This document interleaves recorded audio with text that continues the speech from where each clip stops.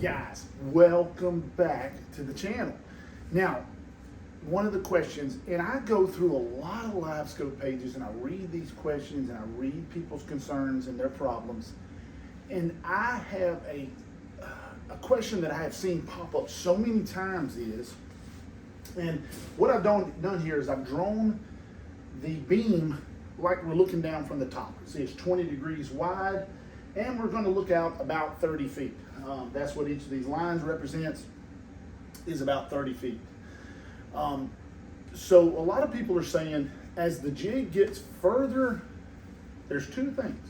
As the jig gets further from the boat, the screen gets fuzzier, and then secondly, I have more trouble seeing the jig, this is crazy, the closer I get to the boat. So first let's attack or talk about why the image gets fuzzier further out from the boat. Now, what I've done here on the side is I've put this number right here on the left side of the slash is how far it is from the boat. On the right side of the slash is approximately how wide the beam is at that distance. For example, 5 foot, it's approximately 1.7 foot wide. 10 foot, it's approximately 3.5 foot wide. It's actually a little less, 3.334, something like that. 15 foot, it's about 5 foot wide, and that's from here to here. Now, 20 foot wide, 6.7, 25, 8.3, 30, about 10 foot. But for what we're talking about here is, why is the screen fuzzier here than it is here? Well, there's two reasons for that. First of all, your screen is a two-dimensional look at a three-dimensional world. The Livescope is reading in 3 dimensions. It measures out, it measures, from left to right and up and down. So it's taking the 3-dimensional world and putting it onto your Livescope screen. Now, what that is so you've got to take all the things that are from the left side all the way to here and all the way to here, and you picture it in one location on the screen. So when it's up close, let's just say there are particles in the water, and I'm going to draw these dots. And then we're going to just dot this board up. These are all particles in the water. Could be pollen, could be dirt, mud, it doesn't matter. As we look up close in this little circle right here, you see there's only, and I understand that it's far more than this, but for illustrative purposes, we're going with, there's only one in this circle. Therefore, the Livescope only has to display one dot or one artifact on the screen. Therefore, this area is going to show nothing but your jig and that one artifact. But as you get out to say 30 feet, the same saturation of particles or pollen in the water, trash in the water, mud in the water, look how many is in this circle here now. We've got 1, 2, 3, 4, 6, 8, 9. So the Livescope screen in the same area has to put 9 particles or 9 artifacts on the screen.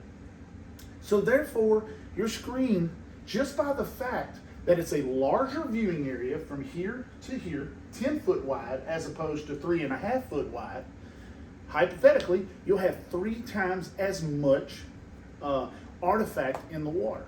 Now that can be filtered out with noise reduction. You can filter it out with gain. You can use your color gain to lessen the effect of some of the smaller particles. But remember, the computer doesn't know what it's filtering out. It just is filtering out what you tell it to filter out. So you can filter out so much as to filter out your jig. So you have to kind of take into effect that the further out you go, the noisier the screen is going to get, just by the fact that it's a larger viewing area. Not only is it larger from left to right, but it's also larger from top to bottom because, if you're out further, you got to take all of this and then multiply it times the depth. So you got a lot more that the unit is trying to show on the screen. And so that is why it's always going to look a little fuzzier and be a little bit harder to find your jig further out from the boat. And when I say find your jig, I mean because there's more artifact on the screen.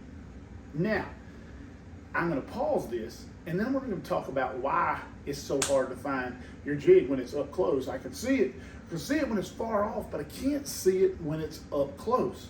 Let's take a look at that.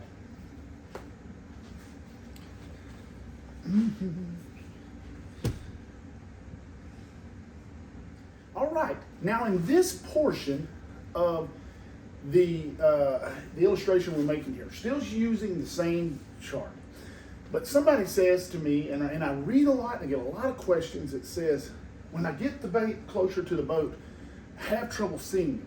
Well, that also goes into this chart right here. This chart right here. First of all, when the beam is about 30 foot wide, the effective viewing is not going to be 10 foot. The edges are always going to be slightly weaker returns. So if you have your noise rejection on low or medium, like I suggest in a lot of my videos, a lot of these weaker returns on the outside, they'll be filtered out because they're weaker. The noise rejection filters a certain strength of return to clean the screen up. And a lot of these ones on the side will fall in that category of weaker returns, so the fish finder will filter them out. Your strongest returns are always going to be within the dotted line area. So if something is about 10 foot wide, I don't know the technical width on it, but I would say that about 7.5 feet, maybe 8 feet is your maximum strong return. Of course, your strongest returns are going to be in the middle and slightly weaker toward the outsides, which is not a bad thing because it really helps you dial it in. If you take your unit and go back and forth, left and right, you can really dial in the exact location of a tree, a fish, and that way you can make that perfect cast. So that's not always a bad thing. So don't always think, well, you know, it's good because that way you can pinpoint the strongest returns. Now, when the jig's out here further, the same way the artifacts work, you have that larger viewing area. It's a larger area for the actual Livescope to be able to pick up and find your jig and put it onto the screen. But remember, it's trying to display 10 foot or about 7.5 to 8 foot of effective area. So your jig or the fish could be anywhere from left to right. That's where you have to use your foot and get it and find that and really dial in the strongest return of that fish or your jig to make sure you have it in the perfect line. Now, the question goes as to why can't I see my jig when it's closer? Now remember, let's say you're fishing in your boat and you're sitting in the regular spot of your boat and you're holding a 10-foot pole out the front. Well, you got to figure the first 4 or 5 foot just clears your boat. So you're only reaching out to about 5 foot in front of the boat, which is this line right here. You're only reaching out to about 5 foot of that.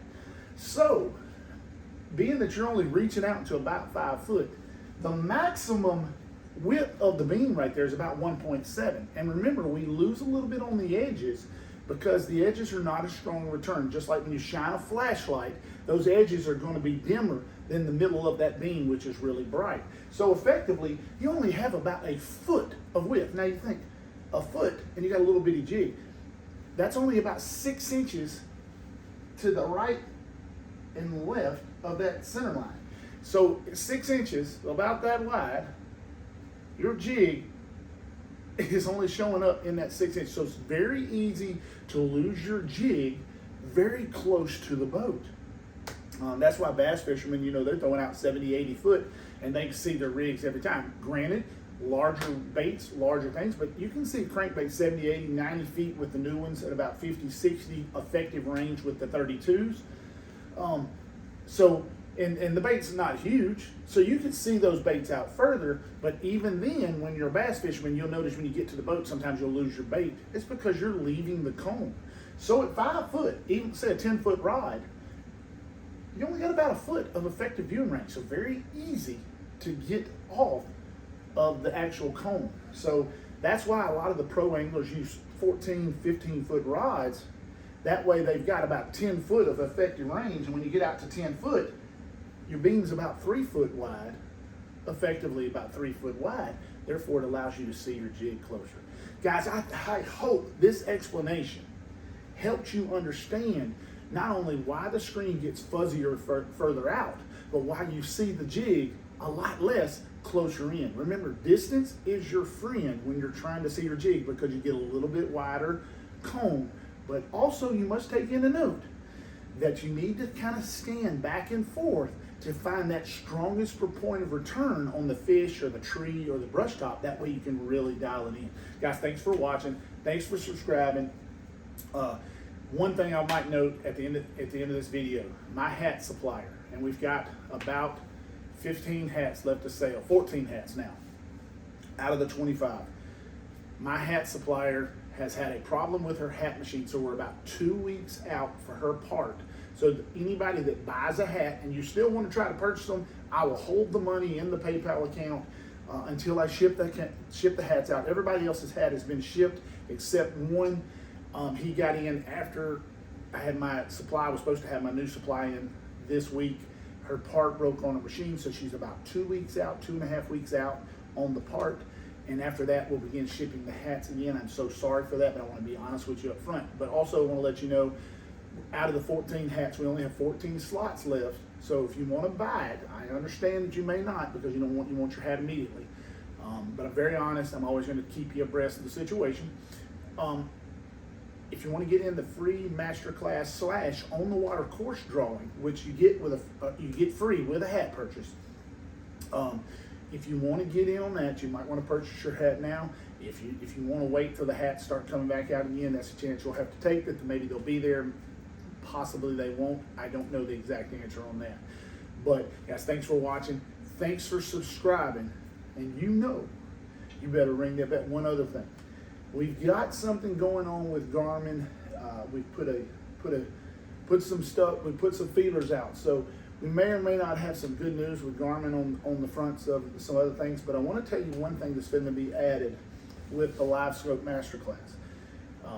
A lot of the feedback, and I've got some great feedback, has been, and I'm starting to do all the information at the end, that way we can get in the video. If you don't care about the information, you can roll on. A lot of the people have asked for fish identification video inside the Masterclass. Boom, you're getting it. That's right. It's going to be up there probably first of next week. It's going to be added to the Livescope Masterclass. How cool is that? That's what I told you. It's constantly adapting to your feedback. So if you've got it, put the feedback in the videos. Put the feedback in an email and send it to me. That way we can work and grow this course and get it to where we need to be. Because I want it to be the best, most perfect course out there. We're learning. I've got another video I'm filming on navigation of the menus and things like that. That's going to be amazing. We're going to add that probably in another week or so. End of this month, we're going to have our first Masterclass technique that will be added inside of there. That is awesome. Also, these guys are going to get it for free. If you've got the Masterclass, you're going to get that. It's like a 25-minute breakdown. We're going to do some YouTube videos, but they will not be as in-depth as they are in that Master Technique class that will be included inside your Livescope Masterclass course. And you don't have to pay anything else. If you've bought the course, you keep getting these every month, every update, every time we add something, you'll get it for free. No additional purchase, no additional everything. That's amazing. But guys, thanks for watching. Thanks for subscribing. Ring the bell.